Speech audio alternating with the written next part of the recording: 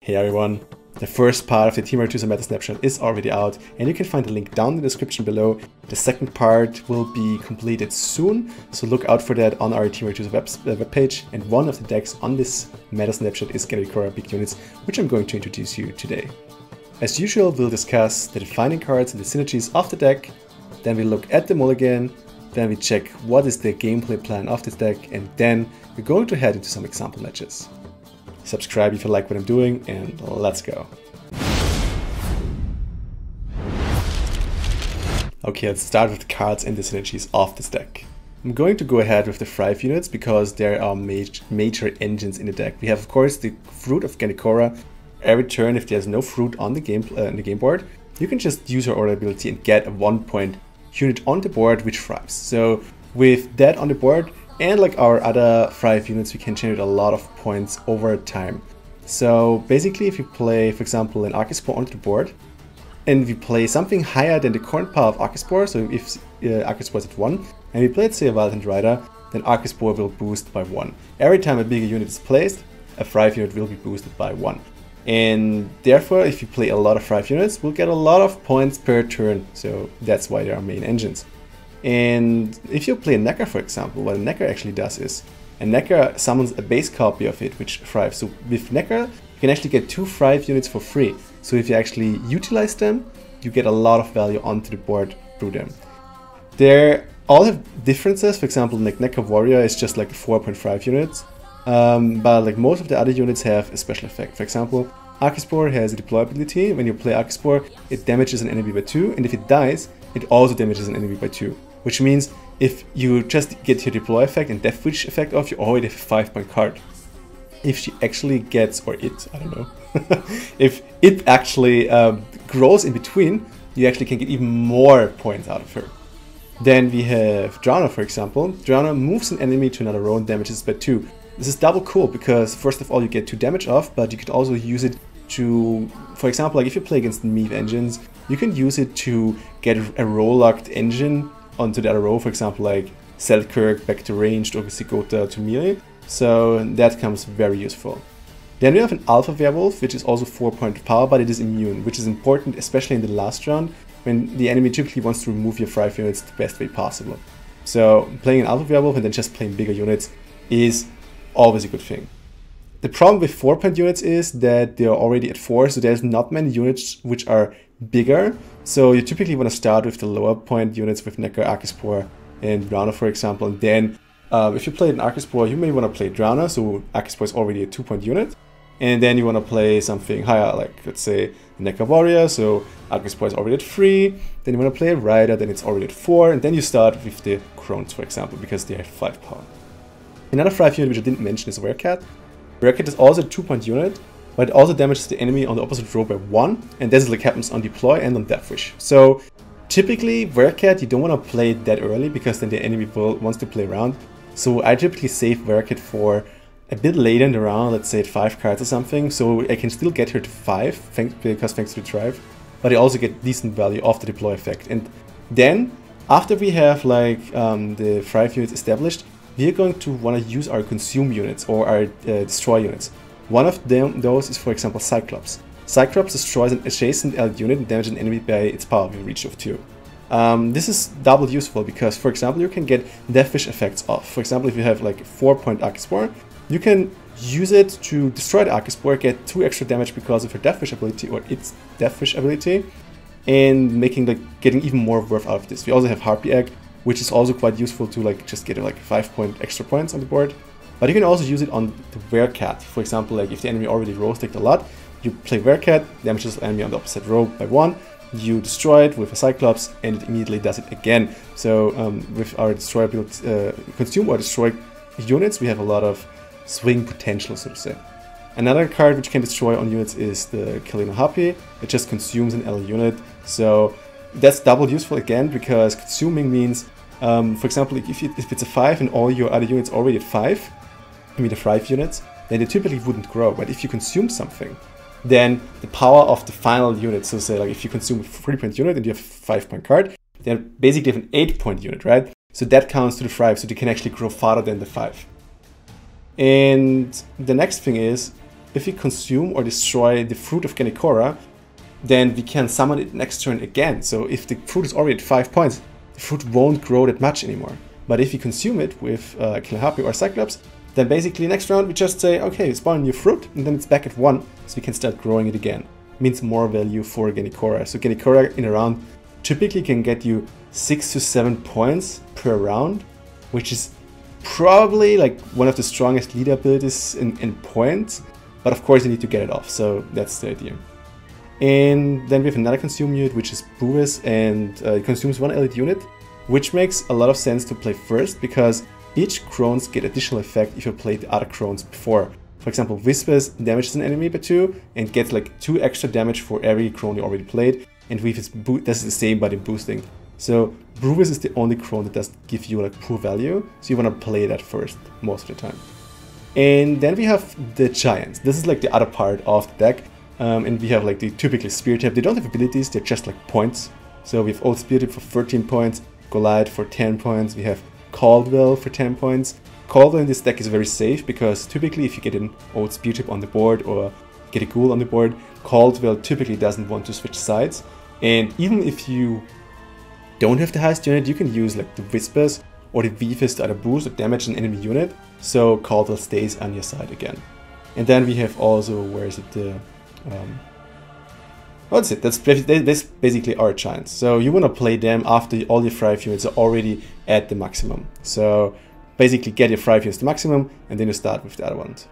And then we have some mixed cards in between, which are, for example, Doric Ray, just for a bit of control, because we don't have that much possibilities to disrupt the enemies. So Doric Ray blocking is already a good thing to have. And then we also have like a Valiant Rider. If you have the highest unit, we can get some thinning down on 8 points on the board, because it will summon like another Valiant Rider. It's a 4-point power, so it's like 4 plus 4 is 8. So nice push potential plus thinning potential, which is quite awesome. And then we have like the bottom meat of the deck, which is basically like the Ghoul and the Osriel, which we use in round 2 or 3 to use the value of our Old Spear tip, of our Goliath or Caldwell again. So what they do is, with Ghoul playing on the melee road, you consume a unit from your graveyard, which means you can consume an Old Spear tip, making Ghoul essentially 14-point play. Same with Osriel, but the power of Osriel is you can actually choose if you want to eat something from your graveyard or from the enemy's graveyard. So you can also use it to deny, let's say, Ceres if you need to. About the mulligan. We like to have our big units so we can snack them later with Ghouls or Osriel. Crones are good for value, and if you find a Valiant Rider, then we get 8 points plus some thinning, which is great as well. Try to get at least 1 consume card or Cyclops to reset your fruit, or more of them if you have Harpy Eggs, Werecats and Archospores. The rest, you fill up with your Thrive units. Cards you don't like to have in round 1 are Ghouls, Osriel, and you can keep 1 if you don't want to mulligan, if you want to save him for another round, but what we definitely don't want to have are like 2 Valiant Riders. About the gameplay plan. You always start with your fruit, while you set up your Thrive units like Neckers, Archospores, Drowners and so on. Start with the smallest, so Drowner already triggers Neckers and Archospores, for example. After they reach 5 points, you can start dumping your big units for extra tempo and for growing them further. Don't overdo it early in the round if you're on blue, so that the enemy is already quite behind. Either pass when you think they need to use more than 2 cards to catch up, or start dumping some cards you don't want to have in the other rounds because your tempo advantage allows it. Winning round 1 is essential most of the time, because round 2 you want to push. Only push if you have cards like your big units like Osriel, Ghoul and Co, so you can get enormous value with only some of the cards. Then you either pass or you go for the 2-0 depending on the cards of your or your opponent. Now the enemy either needs to get rid of really good cards or they get down a card, so you have an easier time for round 3. Round 3 is typically a semi-long or semi-short round, so be sure that at this point you have some Thrive units, but not a handful of them. Crones are very good here, and Alpha Werewolf with some Giants or Ghoul Osriel will win you the game. And some general tips. Your Thrive units are the units that generate value, so be sure to keep them alive and not to play Neckers vs Krark, for example, when they have a boat and the Krark tick. If you think the enemy plays Blue Dream or Osriel, then it often makes sense to play it into round 2 and eat your big unit out of the graveyard before the enemy can do it against you. Oh, and always push for round 2 when playing against Ancient decks. And now, let's head into some gameplay.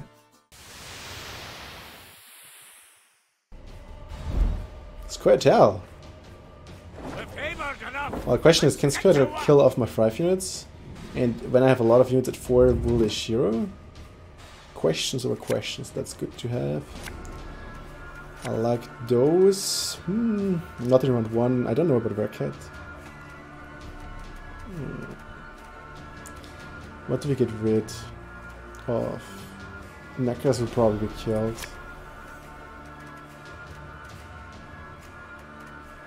What about Werkat?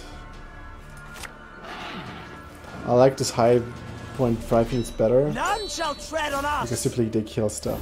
But that's not bad. If Arcaspor hits this one, then we actually can kill an elf maybe. Worst case we need a Drana. But we can pray. Oh. Not like we wanted, but we can still Drana.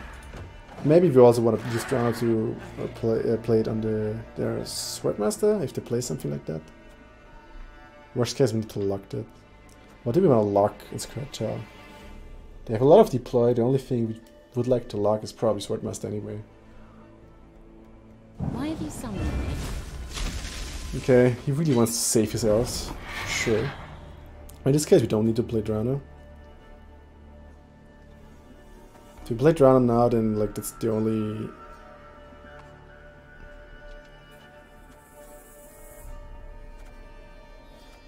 Alpha Werewolf? Because of the immunity? Or do we want to wait with that for round 3?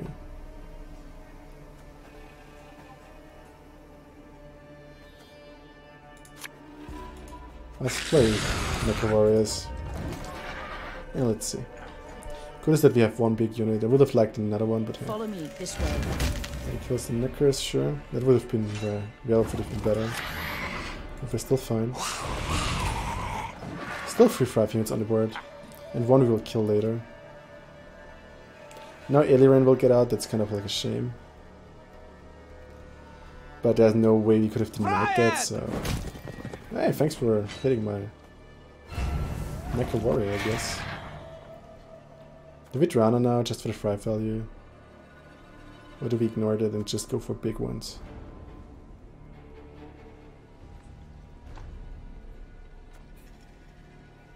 Yeah, we need to go full drive here. There we go. We're currently 9 points behind, which we have Goliath, so that's fine. There is no escape. Yeah, that's a shame. We are now 16 points behind, which we can do for sure as well. In this case, I think it's a good idea to play the fruit, so we can use it next round again. You can also think of killing Arcaspor though, for the extra value. But then it won't thrive as beautiful, so let's kill him. If he passes, we still have Goliath, so that's fine. Call of the Forest to Shear would be devastating here. You're dead already.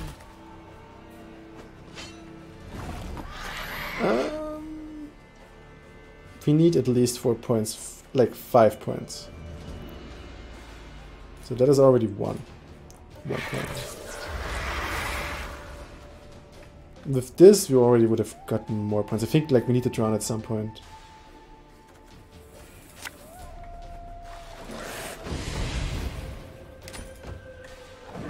So we're still fine because of Goliath.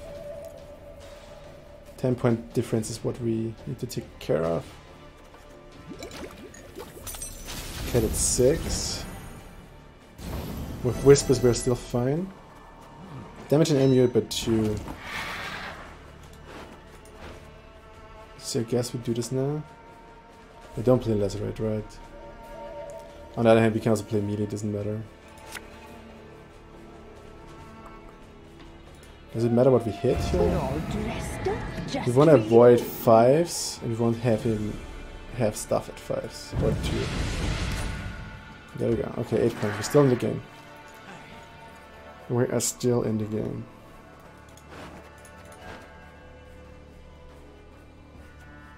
Not sure what we do with Dory Gray. Not your lucky day. So that was 6 points. That was really good actually that we got that up right now. So I think the only thing which helps us now to... Well, we can actually go ahead now. We're playing Goliath. Or we're playing Doric Grey just as a filler and to then like use Go Light afterwards. Guess we just log something just because we can. And we're going to log the anyway, actually, why not? There we go. If he plays Call of the Forest onto it, this actually makes a lot of sense. Hey, don't kill my units. So we got 1 out of this. That's amazing. If he plays Shiro now, we're fine. We go out of the round. Let's get this over. Shit.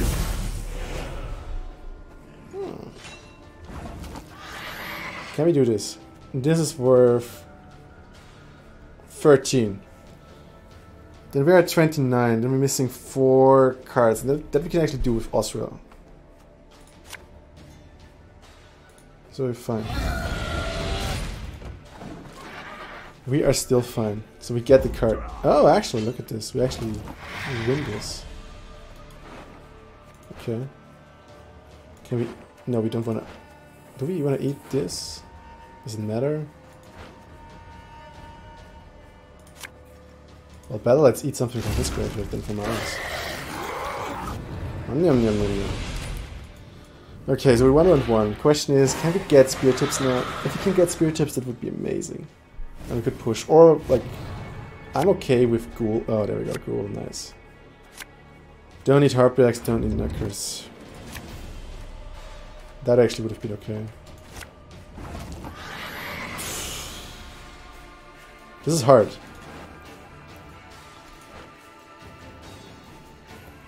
A long round is like better for him because he can hit me with like an amazing Shiro. That would be 11 points. And then let's say maybe 7 because of Cyclops. So we play 18 points, and he needs like to play 18 points in 3 cards. He can do that for sure. But we would play around the Shiro anyway. Oh guys, you know, let's push. Let's just do it. This is like, by the way, a very dangerous push. But I think it's fine. I don't want to like be victim of Shiro. Like, we need to play around Shiro hard. And this enables me to play around Shiro. Even better his Spirit. Like, this is like amazing. We actually got a Spear out. Like, do we pass now? 12 points. Can I do 12 points? How can I do 12 points? I don't know. I think it was good. So we got a Spirit. That's amazing. Because that's like 2 points for him. If he does it right now. If he closes the round right now. I don't even think he can do it right now. And if, then he probably needs his Brewer charges. I'm happy about this. Guys, push if you can. Honestly, like, that wins you games. Pushing in round 2 wins you games. I mean, obviously only if you have the power, but look at this, guys. Mwah. Magnificent! Now, this is amazing, actually getting card ahead. Now, like, because we could have really been destroyed by Shiro. So pushing here definitely was the right choice. And we get Call of the Forest out. How nice is that? And there's the Shiro! And it doesn't, it's not even enough. He needs to brew as well. Wait, and not even then, right? Because there's no unit on the board. We won this so hard, guys. We won this so hard. Nice. Okay, so the thing is, Shiro is out, his brewer charge is out, like... I actually thought he maybe wants to reduce it, that would have been a problem, but like... We didn't win this so hard, but I think we won this. Brewers, okay. So that is amazing, that is amazing. Arc, Spore, I don't know, maybe. Especially in combination with Brewers. But let's get rid of Cyclops. And now we need to be aware that we don't get the Rider. Okay, let's take the Harpy. It's not what I want, but... Swords I smile at, weapons laugh to score. Yeah, I mean, that's fine. If we play Archespin now, we kill the Swordmaster. Why does he play Shiro since to fix their better cards to add to Skirt Tail deck? I'm not sure, to be honest. Like, Shiro I think is still pretty good. He can still win you a lot of games. Let's use Archospore. Because if he kills Archospore, we'll still get rid of the Swordmaster. Maybe. We'll see. Blood and neck ends. It's a million watt.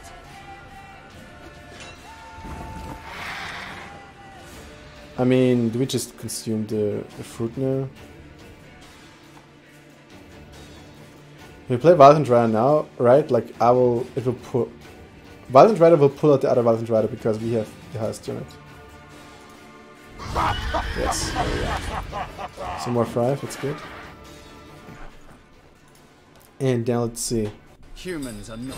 Oh, Lux Marcus, but I hate you so much.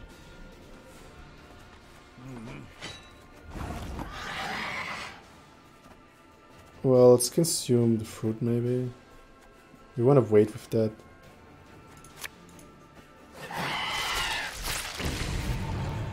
I mean, like, this will probably get us the game anyway, so...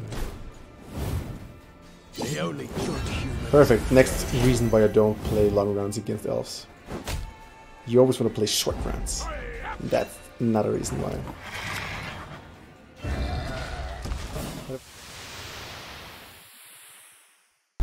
More diversity. Hey, Krach. Oh, look, now we saw Bran, we saw Krach. It's actually pretty cool. Eldain doesn't really work? Yeah, I know. That's my problem. I would like him to work there. This dude can kill my neckers as well. I don't like people who kill my neckers. That's okay. Selena, Harpy. Yeah, okay. Totally cool though. And now we need to be careful about the rider. Well. Theoretically we could get rid of the Austral, but it's double dangerous. First because of the rider, and second because we would like to have him. Okay, let's play the fruit. Do we start with riders? I mean, if we play some marauders, like... Yeah, let's play riders.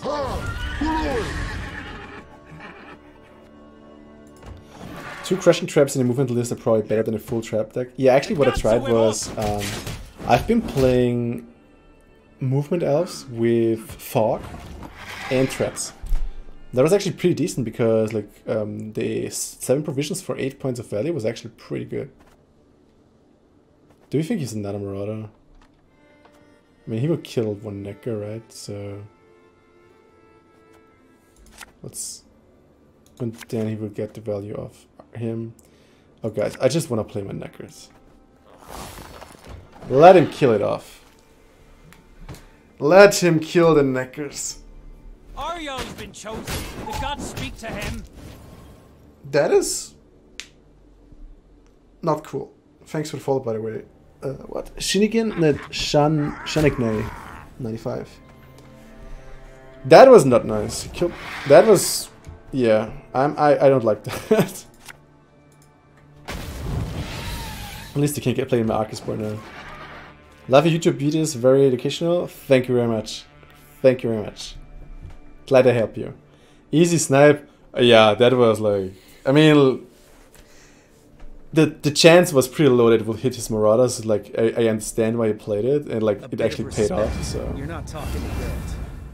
Oh well. Now I actually need to get some tempo up. Look at this. Look at this.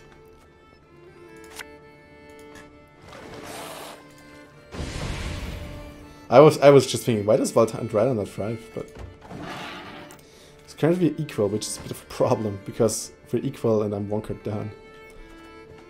Thrive really needs to get going here.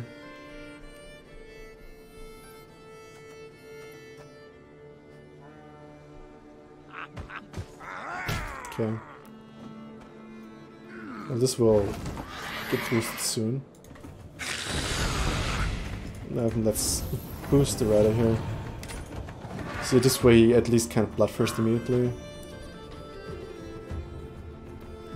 And then we're going into interesting territory. We may want to kill the fruit for the longship. We'll see. I mean, it's nice that he actually hits my warriors. Across the wide, somber sea, I will sail. This way they actually can grow more. Oh, he's putting so much tempo out, look at this. Don't want to play Caldwell though. If I play this now, it like 1, 2, 3, it's like 8 points. And then we are at 25 and he can just pass. If I destroy my Arcaspor though, it would be 1, no actually what, 8, 1, 2, 3, 4. It's 4 points, it's 9, I'm fine.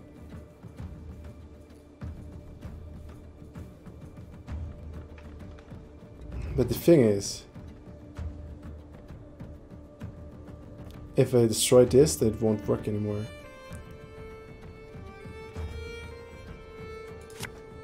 I actually need to destroy the Arcaspor here. There we go. Wait, did I miscalculate? Did I forget one? Seems like I miscalculated. I could have probably killed the... anyway. Anyway. So, I can trigger those again with Weavers. And I could even like play Caldwell, eat the Caldwell, Osrail, something like that, if we really need to. We'll see. So we can deny Bloodthirst by boosting this one.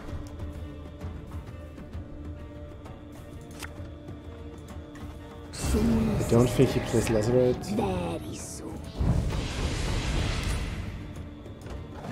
Whew, 4 points ahead is not really much. Oh, actually we can't deny Bloodthirst because of the ship. That's a shame. And I think he did play Caldwell soon. Oh, wait, I'm hitting my microphone cable here. Sorry. Will be loud for a second. I'm sorry. And... there we go, I guess. Let's see how long he wants to play. I mean, he really could push me out of the round, I guess. Why did he hit this one, though? I thought he wants to activate Bloodthirst. Let's see. Is there something I can eat? No. I mean, worst case, yes, but I don't really want to. I actually want to eat Caldwell, I guess. What's going on? And... wait. He played... Professional? Damage and AP free. Oh, he just played it. Oh, wow, okay. That's interesting. A lesson in humility coming now. So after Professional is out, I think he's like, oh shit! Now there's a Caldwell? So now he has Bloodthirst.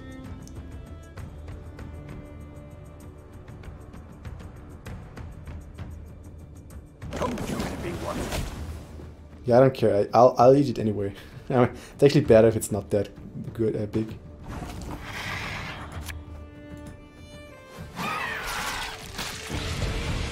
There we go. Getting some value here. Yerden would be problematic. I should have probably played here, but I was afraid that he has like 1 reach units. Scorch! So we actually... either we pass here, or we play Osrail and hope for speed him next round. And you know what? We want to... no. We want to push next round, if we have the cards for it. But I would like to push, because he's better in the long round. Why is he hovering over the card? Can he make it? How can he make it? 14. How can he make 14 points? So he played 2 anti-tall units against the 5 units? Yeah, that's what he did. Exactly. Necker, I don't like you. That's perfect. Yeah, that's good as well. But do we have something to eat? Not now.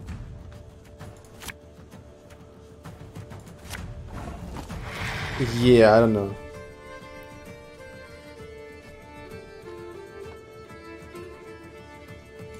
Yeah, we kind of need to play here. Even though it's only the spear tip. Then I should have actually kept the ghoul for next round. That was a mistake. I should have played just like big unit here and then kept the ghoul. We are always smarter afterwards. Heim is the only loose cannon? We'll see. You mean Heim and Olaf? Well, actually true. Heim on spear tip. That would be already pretty decent for him.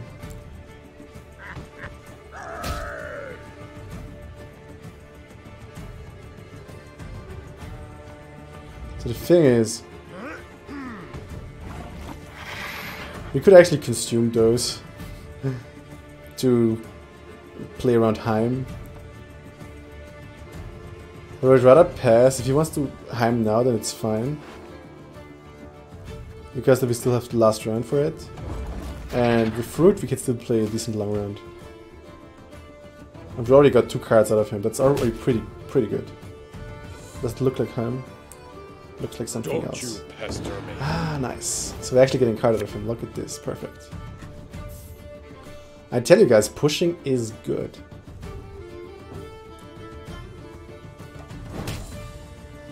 So, 6 points. Question is, can you even do 6 points? Because if you can't do 6 points, then you already win. Come on. And that's the difference between Big Woodland Spirit and Gernichora. Gernichora wins round 1 by pushing for Thrive, and Big Woodland typically uses like his big units as a finisher. Then you need to decide in round 2 when you push if you want to commit it or not. Gernichora can push round 2 and then still use Thrive units for round 3. It's actually cool. It's a different type of playstyle. I like it. I like it. Oh, that's actually pretty okay with Brewers now, with Heartbreak and Cyclops even. I don't think Wercat will find as enormous value. What do we like to see? Literally anything is okay. That's perfect. Spear, okay, sure. I mean, that's like where we play Harpy now. Wait. I forgot the food. There we go. Hey everyone! Eliminate your foes, Mr. Streamer? That's what I'm trying to do! Let's see. I guess that's my Arc Sport target. Come on.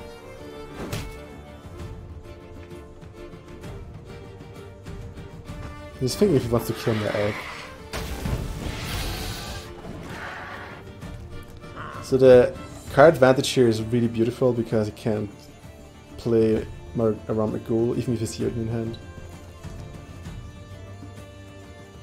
And then I guess it's Alpha, Brewers, Ghoul time for maximum Thrive value.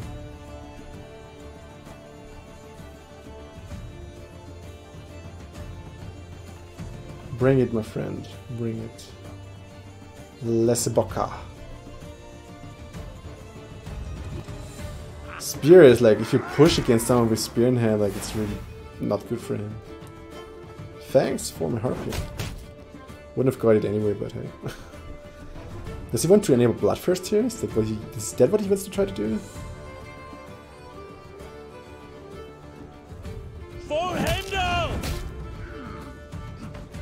Well, I don't care too much.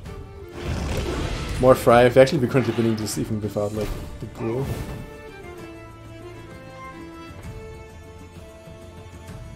Let's see what he has.